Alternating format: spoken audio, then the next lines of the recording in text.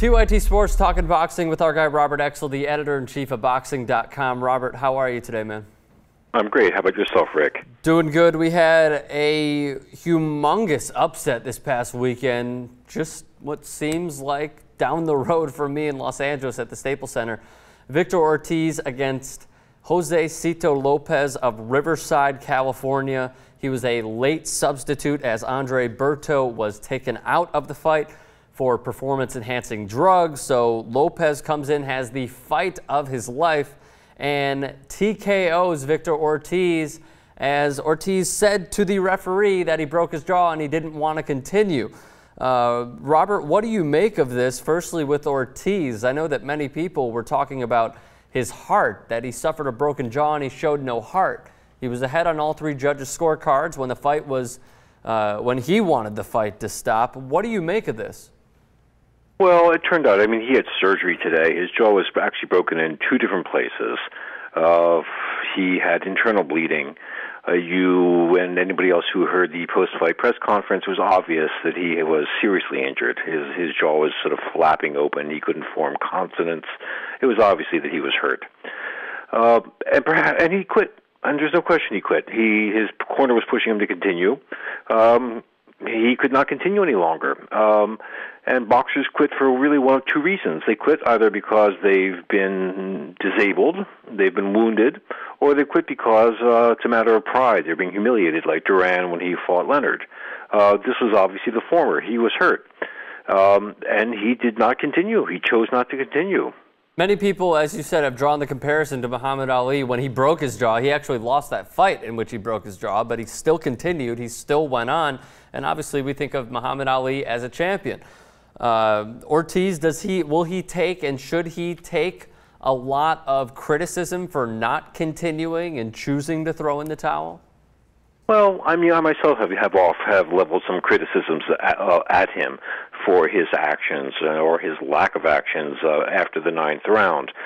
But it's worth remembering that boxing is such an unusual sport because its very purpose is to disable your opponent. We're not talking about goals, we're not talking about baskets, we're not talking about home runs, we're talking about disabling your opponent. And Lopez was able to disable Ortiz. That's really what happened. And does he deserve flack? Possibly. Other fighters have continued. You mentioned Ali with a broken jaw, Paulie Malignaggi when he went up against Miguel Cotto at the Garden, had a broken orbital bone and fought the whole fight. Arturo Gatti, we've lost track of all the number of times he fought with two broken hands. But how one deals with pain is a very personal matter, as is how to quantify pain. And if Ortiz felt as though he couldn't continue, I think one has to respect the fact that he couldn't continue. You could tell in the post-fight interview with Jim Gray that his jaw was broken. You could hear it in the way that he talked. It seemed like it was even crooked a little bit. Ortiz now falls to 29-4. He still has 22 knockouts to his name. Tell me what you think about this, Robert. Just a few points that I personally have to make. In the second round, a guy who is known, that is Ortiz, for having some solid knockout power. He had Josesito Lopez in the second round. He had him against the ropes, and he couldn't knock him out. Now, did you feel like in the second round he could have ended it right there when Lopez was backed up against the ropes? Well, I think if he could have ended it there, he would have ended it there. The fact that he didn't has as much to do with Lopez, probably, as it does Ortiz. Opportunity knocks. If one doesn't open that door when opportunity knocks, that door closes again. And that's exactly what happened in the second round. And as you know, as the fight progressed, Lopez got stronger and stronger and stronger, more and more confident, knowing that if he could take it into the late rounds, that the advantage would shift in his direction, which is exactly what happened. And he was indeed incredibly confident. You saw him at times saying to Ortiz, come on, let's fight, bring it to me. His confidence was so high in this fight, and it felt like he knew that he had the fight in the bag at certain points, even though when Ortiz quit, Lopez was down on all three judges' scorecards. One of them was 88-83, which is absurd, but Anyways, another point I want to make. If you noticed in the 7th round, when Ortiz was in the corner, he brought his trainer very close to him and whispered in his ear. I believe, now many people are going to say, you know, in the 8th round, it looked like he got his jaw broken in the last 20 seconds of the round when he took some good shots on his chin. However, one could make the case that going into, I believe it was either after the 7th round or going into the 7th round or going into the 8th, that Ortiz leaned into his trainer and whispered something to him, and then you hear his trainer say back to him, "You have to keep going," and then you see Ortiz acknowledge, I believe you could even say they're a judge who goes into each corner and monitors what's going on and make sure they don't put on an overabundance of Vaseline on their fighter. And you see Ortiz kind of look at him, and you see him just smile and, you know, nod his head. Did you notice that at all going into, I believe, the 7th round? Well, I did, and I think, and the scuttlebutt is that it was really in the 7th round that his jaw was broken the first time. Again, if it was broken in 2 places, it had to have been 2 separate hits. So the belief is that it was broken in the 7th round. The first time. The fact that his trainer said you have to continue, I mean, not allowing the fighter to decide whether or not he's able to continue is sort of awful. I mean, the trainer is there to protect the fighter, not only physically, but to protect his interests. Okay. And it sounds like his trainer did not. I mean, he was not looking at the big picture, that's for sure. He was looking at the small picture. He figured if he could, if Ortiz could possibly squeak through the 12 rounds, he would get the decision, which obviously he was going to get, no matter what. And then he'd get his big payday with Canelo Alvarez on the 15th of September. But of course, the best laid plans of mice and men failed to materialize, and that's what happened the other night. We'll get to the Canelo fight in the future in just a moment. One more point I have to make is that when he did quit, this is Ortiz, when he decided to get out of the fight and throw in the towel basically on himself, it seemed like he said, yeah, I'm quitting. My jaw is broken. I'm quitting. And then right when he got up, it looked like he was ready to go back and go fight Lopez. I mean, it seemed like he was unsure of himself and didn't really know that he just made that decision. Because then when you look, not only that, but when you look after the fight, he's leaned over against the sink.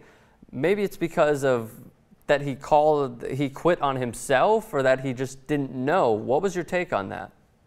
Well, I think you're right. I think it hit him after the fact, once he was sort of leaning on the sink and despondent, exactly what it was he did, what had happened, the exact thing that everybody hoped wouldn't happen, that he wouldn't have a meltdown, that he wouldn't be injured, that he wouldn't try to get out of the fight.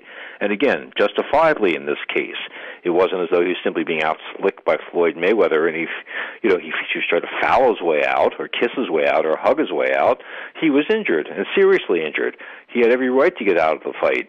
And yet, there is a fighter's heart there somewhere. There may not be a fighter's head, but there's definitely a fighter's heart. And I think that was what was sort of moving him forward, to continue to fight, even though he had just announced that he could no longer fight. And again, I think after the fact, when he was in the dressing room, that's when it hit him. Let's talk about the winner. I mean, all this talk about the fight, the big name is Victor Ortiz, but Josesito Lopez put on a powerful and counter-punching clinic on Victor Ortiz at times. Albeit it seemed like he got a little wild at times, and if he faces a more, you could say, powerful puncher than Victor Ortiz, he's a very powerful puncher, but if he faces a little more technical and a more powerful puncher, I believe that those wild punches will cost him, but in this fight, it simply did not. He's now 30-4. He has 18 knockouts to his name, Lopez, that is. Where does he go from here? Could he possibly fight an even bigger name after this? Oh, I think he will. I think he has to, and I think he might do pretty well. The old trainers always say that once one wins a title, even a silver title, that they improve 25%. So if you can imagine Lopez improving 25%, he could be a handful for maybe not anybody, but certainly for a lot of top-notch fighters. And again, I mean, he gets all the odds were against him, fighting a marquee fighter, taking the fight last minute, fighting above his natural weight. Everything was against him on this fight. And yet somehow he not only pulled it through, but won decisively. I mean, a pretty remarkable performance. He called himself the Mexican Paul Williams after the fight, in that he is fearless and will fight anybody. So we'll see how that goes. Meanwhile, where does Victor Ortiz go from here? Obviously, he can't fight in 3 months against a humongous payday against Canelo Alvarez. Let's start with Ortiz first. Where does he go from here, Robert? Well, he has to go, has to get out of hospital and go into rehab. That's where he has to go, the first place. Then he has to get back in the gym. He has to, and there's going to be a slow process. It's not going to happen quickly. And then he has to sort of fight his way back into contention. I mean, he's not going to be given a title shot. I mean, a silver title, whatever those nonsensical titles are, but he's not going to be given like a major title shot right off the bat. He has to sort of fight his way back into contention again. And I think that any opponent that is going to fight him understands that they're dealing with damaged goods, right? Not necessarily physically, but I think mentally. I mean, injured, not injured, everybody knows he has his history. The first fight that he lost, which was like in his 9th pro fight, was because he threw an illegal punch, so he was disqualified. Then there was the fight with Maidana, there was the fight with Mayweather, and now there was this fight with Josesito Lopez. They know who they're getting in the ring with, and I think that's going to be a real advantage for any opponent that Ortiz faces, and really a disadvantage for Ortiz as well, because again, he has 2 opponents that he has to beat anytime he gets in the ring. He has to beat the man in front of him, and he has to beat himself. What about Canelo Alvarez, Robert? I mean, firstly, who do they throw up against this guy? It seems not necessarily as last minute. You could say last minute. I mean, the fight is in 3 months. Who goes up against Canelo? Well, I'm not sure. They're talking about Pavel Volok, which sounds absolutely like a terrible idea. It better be free. If they throw Wallach up against him, it better be free. That better not be pay-per-view. Well, it better be free. I don't even think I'm going to watch it if it's for free. I mean, there's nothing I like less than watching one man beat up another man. That's not my idea of sport. That's the last thing I want to see. And Volok hasn't a chance in hell of beating Canelo, and everybody knows that. I'm really hoping they don't make that match. It would really be not only an insult to boxing and fight fans, but just a painful exhibition to witness. But I mean, let's be real for a second, Robert. You can't really, we can blame them from the outside looking in, but as if you were with Golden Boy, can you really blame them for, you know what, they took a chance with Victor Ortiz, it fell through, so they'll put him up against one more guy who's not a big name, build up his resume a little more, have that goose egg in the loss column, and then go from there. Can you really blame them for throwing up not a no-name? I mean, Pavel Wallach had that one very good fight against Delvin Rodriguez on Friday Night Fights, but can you blame him? Well, no, they have an investment. I mean, they have a lot invested in him. I mean, I don't blame them at all. They have to do what it is they have to do, and their concern is with the bottom line, which is sort of everybody's concern on the planet. But my concern is not with the bottom line. My concern is really with boxing and the health and the health of the sport.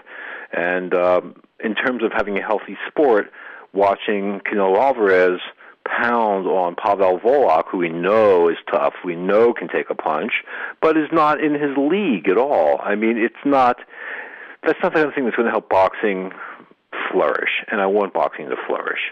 Either way, it is really unfortunate for Victor Ortiz, you know, not only to lose the fight, but because he is such a good guy and he seems like a true professional.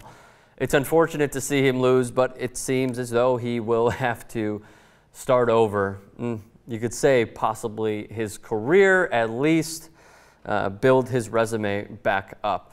Robert Exel, the editor-in-chief of Boxing.com. You could follow him on Twitter at boxing_com, and also please follow his writing at, obviously, www.boxing.com. Robert Exel, thank you so much for the time. We'll talk to you soon. Okay, Rick. Thank you.